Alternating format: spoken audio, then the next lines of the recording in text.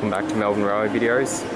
I'm here at Box Hill, which is probably one of the coolest stations on the network because it's just so different to everything else that's in Melbourne. So, currently in a shopping centre, Box Hill Central, and this is the way into the station, so there's customer service, even an old V-line thing. I'm not sure if that's from all the way back when trains used to go to Hillsville. Anyway, so you just walk in and it's a shopping centre.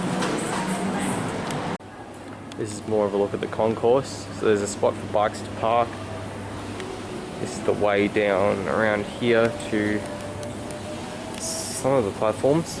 I'm not sure which, no, this is a way up. You can see there's ramps and escalators and all sorts of things. And an interesting fact is that McDonald's restaurant over there is actually located atop the old entrance to platform 1, which is currently not in use. It was only used during the construction of this station. The construction of the underground station. There used to be a station here before they removed the level crossings and built this massive shopping centre on top. Now I'm down on the platforms and I'll give you a bit of a look around. So to my right is platform 1, which is currently not in use. You can see that there's plenty of space for a track to be put in here all the way along there. So it wouldn't be difficult to get it all set up again. We'll just have to remove that McDonald's. And the way the track would just have to merge onto this track here up there. So it's really something that they should consider doing. I mean, it's just waiting here for, more services to be able to use it. It wasn't the network development plan that they quadruplicate all the way to Box Hill. I'm not sure if it's necessary to go all the way out here with the quadruplication. I think you could just go to Camberwell, but at a bare minimum they should reinstate this platform. And this is the other side. This is platform 4 that you're looking at now. It's really the same as platform 1, except on the other side, obviously. Your next service to depart from platform 2 will be the 255 Flinders Street, stopping all stations to Camberwell, running express from... You've got an express arriving for a Flinders Street service.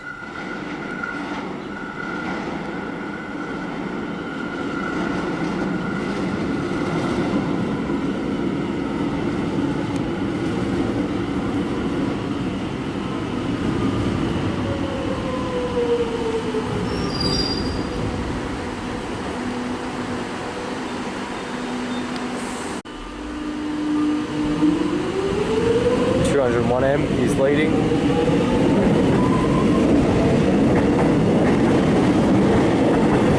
And 856M is at the rear.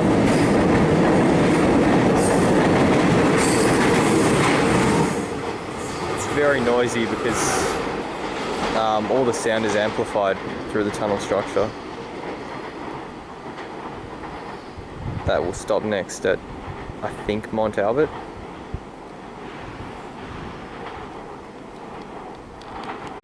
Yeah, so anyway, Box Hill is one of the busiest stations on the network because it's just really well nestled into the surrounding area.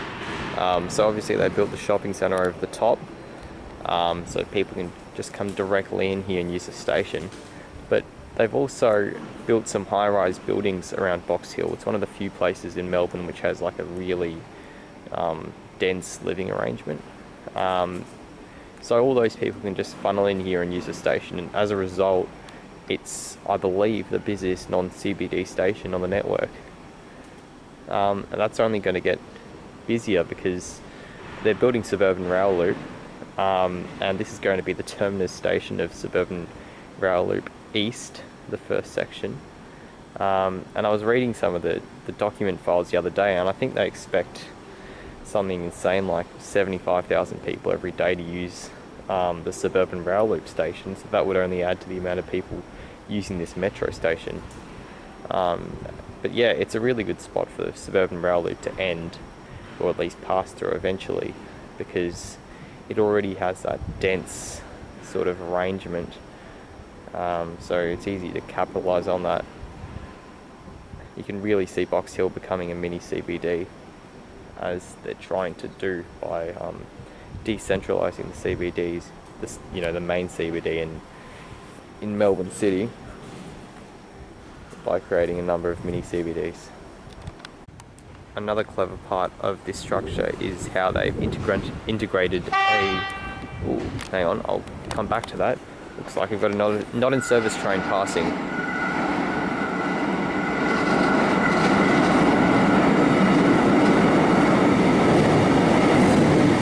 108M.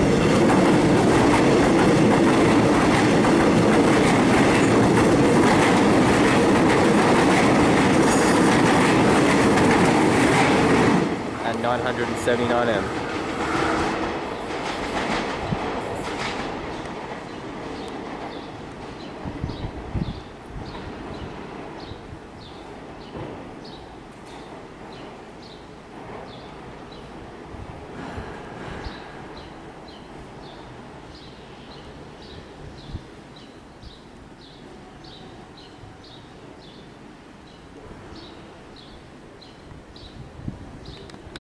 Anyway, as I was saying, they put this car park in here underneath the shopping centre, just beside the station, which I think is really clever. And we've got a Lilydale service arriving. Can't get the words out today.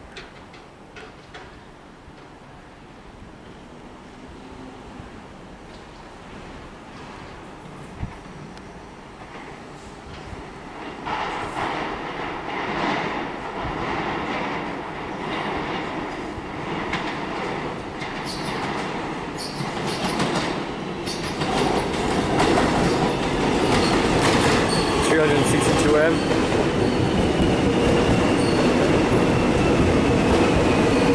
You can see that even a lot of people are taking the train in this direction, away from the city. And at the rear is 976M.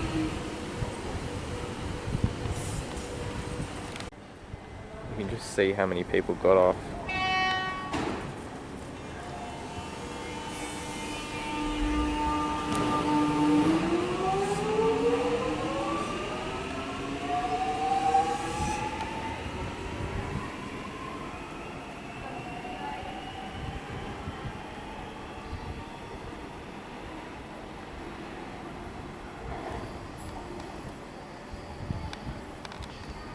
I've made my way to the other side of the platform, and you can see that there's plenty of space on this side too for an access track.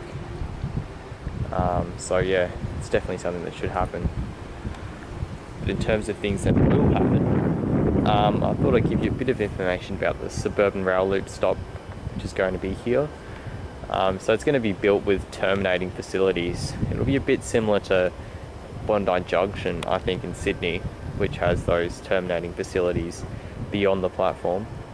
And eventually when they build, if they build Suburban Rail Loop North, those new tunnels will just take over some of the stapling facilities, I should think, and continue on towards Broadmeadows. It's projected to be the busiest station on the line, and yeah, it'll just be, I think, a really good move by the government to decentralise the city, get people moving around in different ways. So I'm really looking forward to it. It's going to be another 13 years until it finally gets built. At the moment, this station also has bus and tram connections. So Route 109 runs up here. You just have to walk through the shopping centre and out. Side for a bit. I think it's about 200 metres away to access it. So that's another thing that they do well here.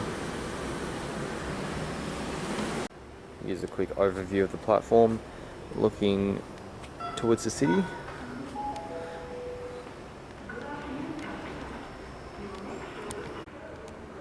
And we've got another city service arriving. This is the train that I'll be taking. So I better give Box Hill its rating. I think it's one of the best stations on the network from a connectivity and just development perspective, because it's one of the only, if not the only, stations to have over-station development. I guess it's Melbourne Central. But yeah, it's really well integrated, and it's something which Melbourne should do a lot more of, and hopefully will with Suburban Rail Loop. So, as a result, I will give it a 9 out of 10.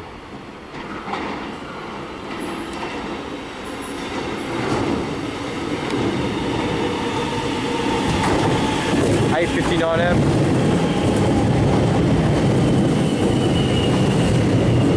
And $1.60M.